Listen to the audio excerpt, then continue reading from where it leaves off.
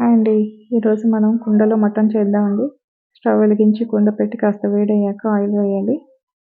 Oil వేసాక whole garam masala items, దాల్చిన చెక్క, లవంగాలు, యాలకులు, షాజీరా, అనాస పువ్వు,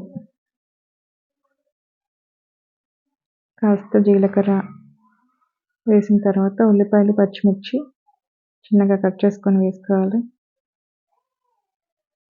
కాస్త కరివేపాకు వేసుకొని బాగా కలుపుకోవాలి. ఆయిల్ కొద్దిగా వేడయ్యాక కాస్త దంచుకున్నటువంటి అల్లం వెల్లుల్లి పేస్ట్ ఫ్రెష్గా ఉన్నటువంటిది వేసుకున్నాను. అవన్నీ కూడా కలియపెట్టాలి. అల్లం వెల్లుల్లి పచ్చి వాసన పోయే వరకు వేపుకొని తర్వాత మ్యారినేట్ చేసినటువంటి మటన్ ఉప్పు, కారం, పసుపు కలిపి 1 గంట పాటు పెట్టినటువంటి మటన్ వేస్తున్నాను. ఇక్కడ అర్ధ కేజీ మటన్ తీసుకున్నాను. ఆయిల్, ఉల్లిపాయలు, హోల్ గరం మసాలా ఐటమ్స్ అన్నీ కూడా దానికి కలిసేలాగా బాగా కలుపుకోవాలి. కలుపుకున్న తర్వాత మూత పెట్టి కాసింతసేపు ఉడికించాలి. చూసారా, మటన్ కాస్త ఉడికి అందులో ఉన్నటువంటి వాటర్ అంతా కూడా బయటకు వస్తుంది. ఇప్పుడు మళ్ళీ బాగా కలియపెట్టి కాస్త సేపు మూత పెట్టి మళ్ళీ కాసింతసేపు ఉడకబెట్టి బాగా ఇలా వాటర్ వచ్చే వరకు ఉడకబెట్టుకోవాలి. తర్వాత ఇప్పుడు 3 టమాటాలు కట్ చేసి వేసానండి.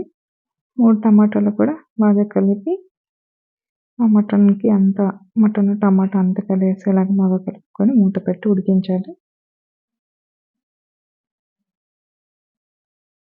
ఇప్పుడు ఒక మిక్సీ జార్ తీసుకొని ఒక 5 జీడిపప్పులు తీసుకొని శుభ్రంగా పేస్ట్ కొట్టేసాను. ఇప్పుడు ఉడికినటువంటి మటన్లోకి ఈ జీడిపప్పు పేస్ట్ కూడా వేయాలి. వేసి బాగా కలియపెట్టుకోవాలి. మూత పెట్టుకొని కాసింతసేపు ఉడికించాలి. తర్వాత ఇక్కడ నేను ఆర్ఆర్ మటన్ మసాలా వాడుతున్నాను.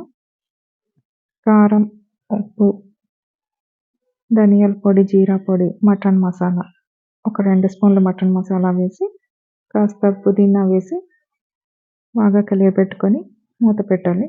తర్వాత కాసిన్ని వాటర్ వేసుకొని ఉడకపెట్టి మళ్ళీ కొద్దిగా కొత్తిమీర వేసి బాగా కలుపుకొని మూత పెట్టి బాగా దగ్గరగా ఉడికే వరకు ఉడికించాలి. ఆయిల్ బయటకు వచ్చేంత వరకు కాస్త చూసుకొని ఉడకపెట్టాలండి.